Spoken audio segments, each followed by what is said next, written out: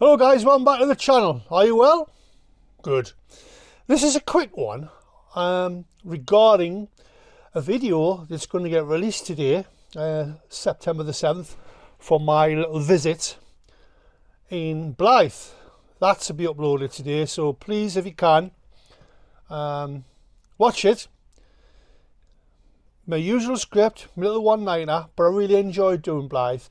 Now, during the conversation in Blyth, I mentioned that I was going to view a possible donor vehicle with the view to turn it into a camper van, and I was going to take my little camera along on the train journey down into North Yorkshire, try and do some video travelling, meet the previous owner, look around the van, kind of create me a video, but unfortunately that didn't really work out as planned, so apologies in advance if you're expecting to see that. But I did actually go down there, I just didn't record it.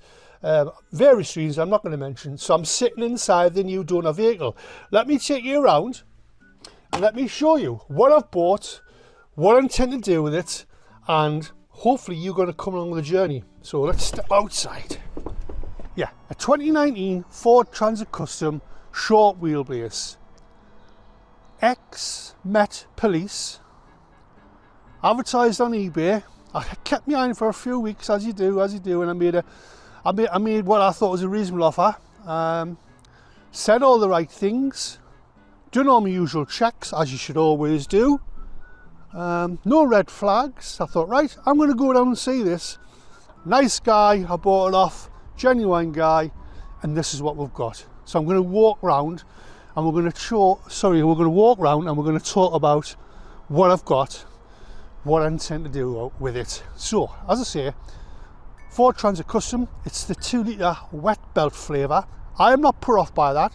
This has got a substantial service history, well documented, as it will do with being ex-police. Really nice and clean down the sides. It has got a few little dents here and there, as you would expect. I mean, let's be honest, it's a 6-year-old vehicle, but it really is clean. So this is how I got the vehicle. What I intend to do is show you how I got the vehicles, the journey turning into a camper van. You're going to come along with me, the builds. I'm going to try and make it a little bit different because there's so many, you know, YouTube is saturated with camper van builds. But I'm going to show you how I do them. I believe in keeping them nice and simple, cheap as you can, without cutting corners. You know, you've got to spend money to create a little bit of magic. So this is the donor vehicle. It's the 340 version base vehicle. What the 340 means, it can carry a total gross weight, including the vehicle, of 3.4 tonne. It's 130 horsepower. It's a nibby little thing. You know, I've used it for a few days now, just to get, you know, get your eye in. So this is it. Fortunately, it's got the side windows in, so that saved us a few £100. So, bodywork wise, it's pretty good. I mean, the only thing really that may warrant getting repaired is kind of a little bit of a crease there. But I'm not too sure. We'll see how it goes. I don't think you can see on the roof there where the old aerials are and all the bits and bobs that the police use. Obviously it's been decommissioned, but obviously I need to take all that, prep the roof. So, crew van. This one had the Naughty Boys cage in the back, if you can see at the end of the blue floor there. If you can imagine kind of a metal screen cage, you know, you put them in and Naughty Boys and Naughty Girls. Obviously it's been taken out, but it really is exceptionally clean on the inside. It hasn't been knocked about and bashed. Mileage 116,000 with a history, 2 keys, various other receipts showing it's just had a new clutch, a new wet belt. So it's saying all the right things. It really is clean inside. It's got a nice step on the back there. Hasn't been a builder's van, which is quite rare. Builder's vans get knocked to death.